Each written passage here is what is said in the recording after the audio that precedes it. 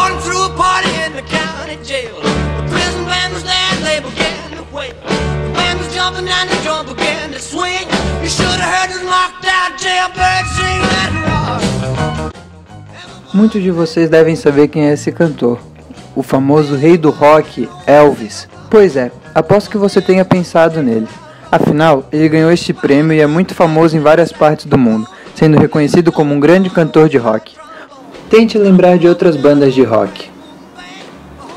Talvez você vai recordar dos Beatles, Led Zeppelin, AC/DC, Guns N' Roses, Pink Floyd, The Rolling Stones, Nirvana, Black Sabbath, Queen, Aerosmith.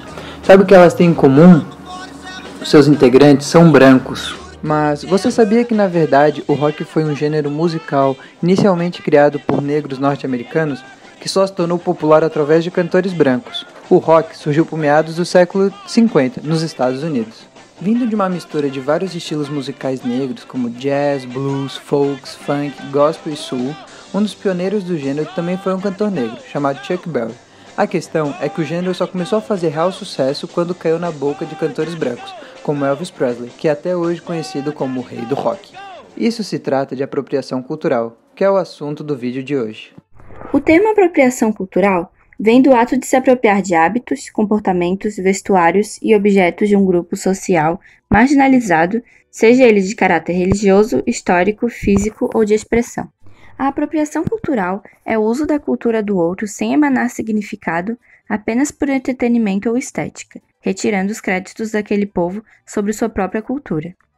É uma forma de colonização do grupo dominante sobre um grupo oprimido, tentando apagar sua cultura e esvaziando o significado de todas as suas criações. O ponto é que o uso de determinados elementos culturais de um grupo social, usados fora de contexto por puro entretenimento ou estética, tirando todo o significado que esse elemento tem para aquele povo, é desrespeitoso. A apropriação cultural gira muito em torno do capitalismo. Sabe por quê? Porque esses elementos culturais passam a ser usados por pessoas não pertencentes à cultura, trazendo um novo olhar para ele, e a indústria passa a fabricar e fazer marketing do elemento como sendo algo inovador da moda, gerando um critério comercial para a sociedade e alcançando muito lucro sobre algo que possivelmente era um símbolo de resistência, de luta ou de manifesto, algo de grande valor para a sua cultura de origem. Por exemplo, os turbantes são um símbolo marcante, com um valor para a cultura, sendo eles pertencentes à cultura afro-brasileira. Costumamos ver mulheres baianas, negras, religiosas do candomblé usarem turbantes. Ele não está presente só na cultura africana, mas também do Oriente. Muito antes de surgir o islamismo, ele já era usado na Índia, Bangladesh, Paquistão e outros países dessa região. Lá, os homens que utilizam com um significado religioso de demonstrar e renovar a fé. Nos desertos indianos, o turbante é usado para proteger a cabeça do clima severo e para indicar a religião e o status financeiro daquele que o carrega. Para o continente africano, o turbante é um símbolo histórico da época dos seus ancestrais e é usado por homens e mulheres. Cada tipo de amarração e torção tem um significado diferente, tendo funções religiosas, sociais e também como representatividade, marcando uma própria moda e estilo. Dentre a questão religiosa, o turbante africano serve para proteger a cabeça, já que esta simboliza pensamentos e a fé no divino.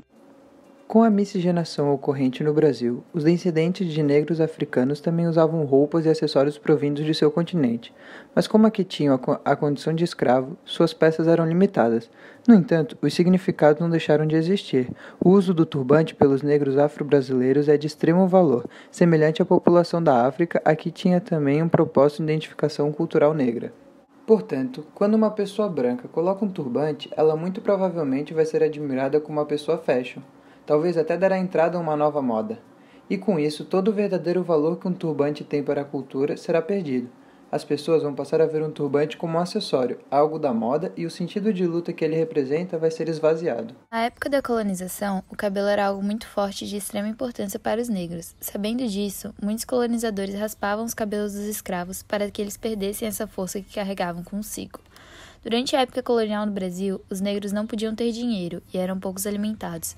As tranças eram comumente utilizadas para armazenar sementes, moedas e outros itens de sobrevivência para que os senhores brancos não achassem e não os punissem. Quando uma pessoa branca usa essas tranças, somente por modo ignorando toda a história por trás, é totalmente desrespeitoso com todo o passado da população afrodescendente. Muitas vezes, quando pessoas brancas são vistas usando algum destes acessórios, sendo eles os turbantes, as tranças, os dreads e as vestimentas, entre outros interculturais, são consideradas fashion e ainda geram uma nova tendência de aspecto socioeconômico. Já quando são pessoas negras que compõem um look com esses mesmos elementos, são vistas como sujas.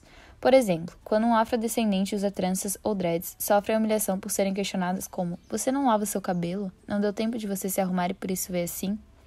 Mesmo sistema que ocorre quando estão de turbante, que às vezes são considerados como macumbeiras, se referindo à religião dessas pessoas como algo do mal. Até porque a macumba é muito referida como algo pejorativo, pessoas que nem sabem o que é e qual o sentido dela para seu povo de origem. Quando negros usam esses acessórios, não são porque não tiveram que vestir ou não tiveram tempo de se arrumar, e sim porque esses acessórios fazem parte do seu estilo, da sua identidade cultural, simbolizam fé, respeito, caráter, um ato social político, um manifesto contra os preconceitos raciais. Outro grupo social que constantemente vemos tendo a cultura roubada pela indústria da moda e do entretenimento são os povos indígenas. É comum a gente ver no carnaval as pessoas fantasiadas de índio. Muitos usam o famoso cocar simplesmente como um acessório, ignorando todo o valor que esse objeto traz para os índios.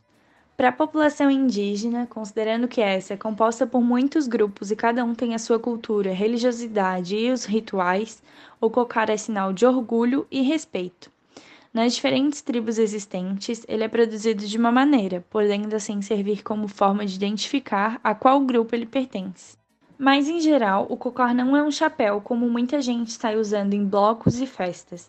Quem usa ele são geralmente os pajés e os índios que carregam consigo uma grande responsabilidade e liderança.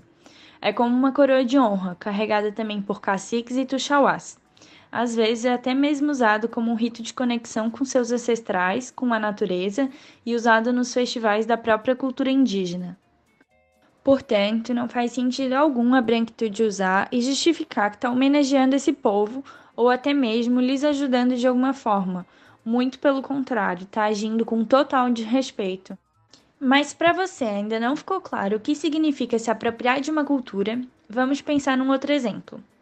O acarajé, que é uma comida muito conhecida do prato baiano, é originário da África Ocidental e foi difundido no candomblé, como oferta a orixá e ançã. Esse alimento foi trazido ao Brasil por imigrantes africanos na época da escravidão. Com isso, passou a pertencer à cultura afro-brasileira. Agora, já parou para pensar se um chefe de cozinha francês, muito admirado pela sociedade, experimenta um acarajé baiano, gosta do produto, começa a reproduzir, gerando uma febre onde todo mundo queira consumir o acarajé dele e vira um alimento famoso, passando a ser reconhecido como sendo de origem francesa? Isso é apropriação cultural. O indivíduo não é comercial, mas a sua cultura é. Apropriação cultural não é uma crítica sobre o indivíduo branco, mas sobre uma estrutura racista nociva que apaga e silencia os demais. Ao falar de apropriação cultural, estamos questionando um ramo dessa árvore do racismo estrutural que atinge diversos povos não brancos, comumente criticados, perseguidos e massacrados por sua identidade. Para fechar o vídeo, vamos ficar com uma música de Sister Rosetta Tharpe, uma norte-americana negra que ela é considerada a mulher que inventou o rock.